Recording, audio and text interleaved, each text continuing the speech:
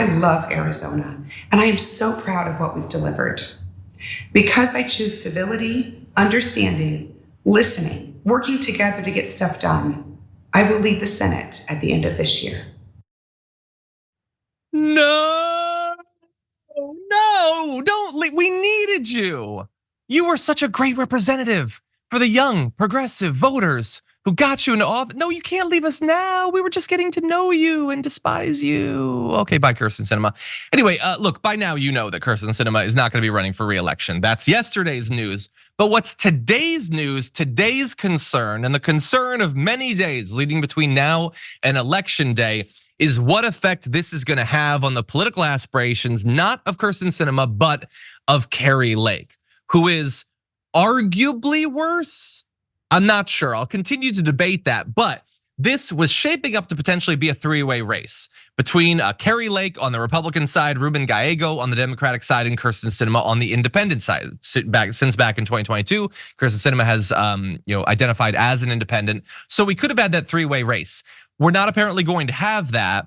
But what does that mean for the race? I will remind you that the last time around, this was very close. You could go to, this is 2020, Mark Kelly won by a few points.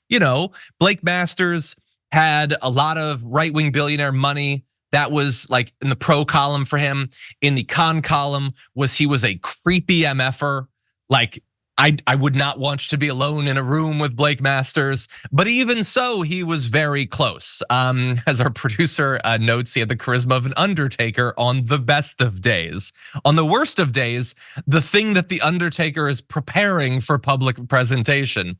But in any event, Kari Lake has more charisma. Okay, and so she has a national profile. She's very closely linked to Donald Trump.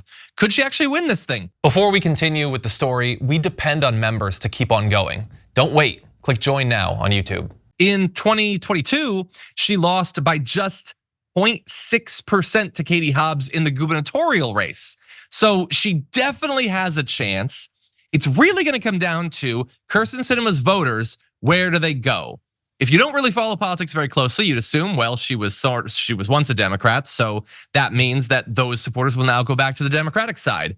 But a lot of the people in Arizona know who she is and who she actually serves, so a lot of her remaining support was more likely to be at best independent and at worst just outright, conservatives. And so maybe that support will now go to Kari Lake. Let's see what the polling sort of indicates at this point, and then we'll discuss. In a three-person race, at least as of this Emerson poll, Ruben Gallego was at 36%, Kari Lake at 30%, with Kyrsten Sinema taking a very significant 21%, with 13% still undecided. So a lot of chaos there. Well, in a one-on-one race, Ruben Gallego is up by 7 points. That implies that at least in this one poll, it narrowly benefits him for Kyrsten Sinema to drop out. So maybe her leaving hurts Kari Lake, but the number of undecideds also goes up by 2 points, increasing the amount of chaos because he's up by 7. But if those undecideds really break for Kari Lake in the end, then that's enough for him to lose. And so, Sharon, I'm curious what you think. Kyrsten Sinema supporters, very weird bunch at this point. Do you have an idea of how this might break out? Do you have any thoughts about Kyrsten Sinema no longer serving in the US Senate? I think Claire McCaskill, I heard her call her the former senator out of Missouri. Her legacy is a mixed bag. I would agree with that. She's all over the place. And who knows what happens to people who supported her, because I don't know that they supported her all the time. Both of the remaining candidates in the race thanked her. Kari Lake was somewhat glowing.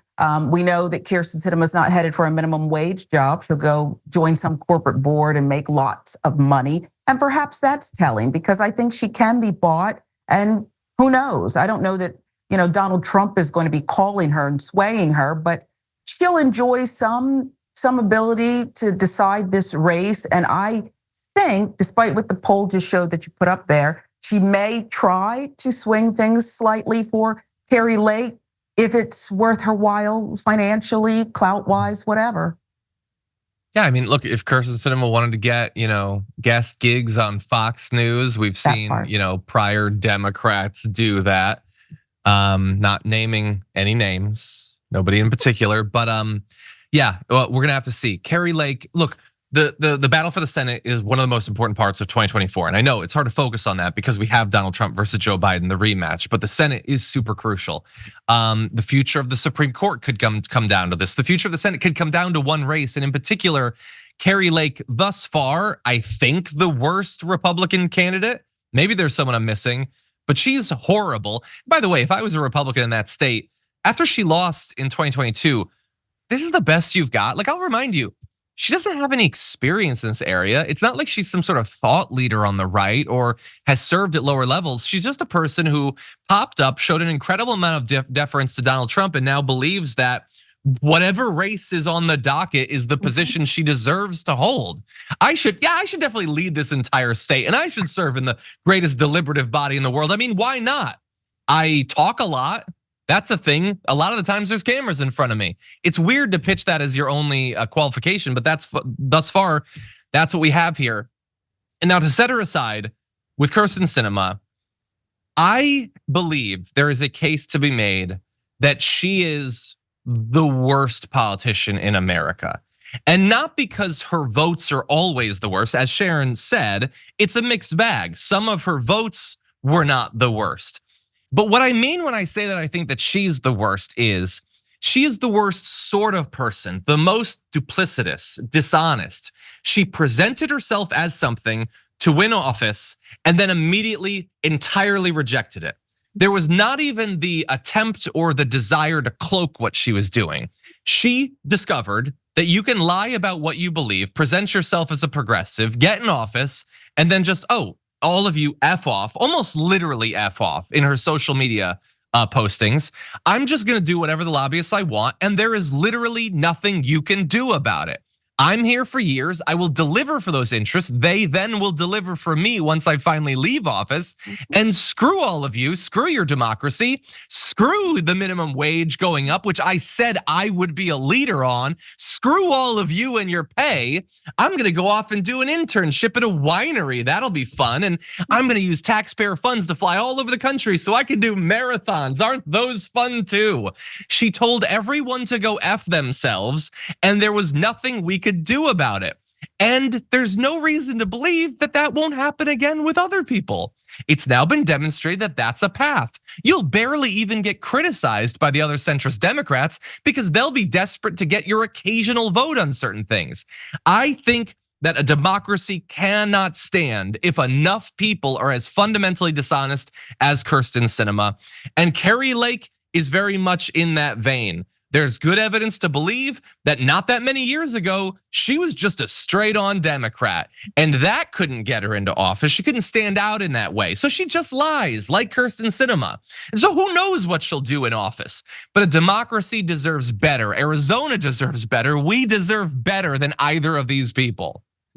Any final thoughts? Bravo. The only thing we can trust about Kari Lake that will continue is the hairspray and the good lighting, okay? Because that's something that she depends on. But everything else is up for grabs. And you're so right about Kyrsten Sinema. She already lacked integrity. We know that when she arrived in Washington. And then after just maybe a coffee or a lunch with Mitch McConnell to learn just how lucrative this thing really is. Yeah. That's all it took for her to just, as you said, F everyone and just be out with it. Loud and proud with this moral failing, this lack of internal self-awareness. She just doesn't care. This is her plan. She is going to cash in so big. We're going to watch her. She's going to be super rich now. I hate how accurate you are.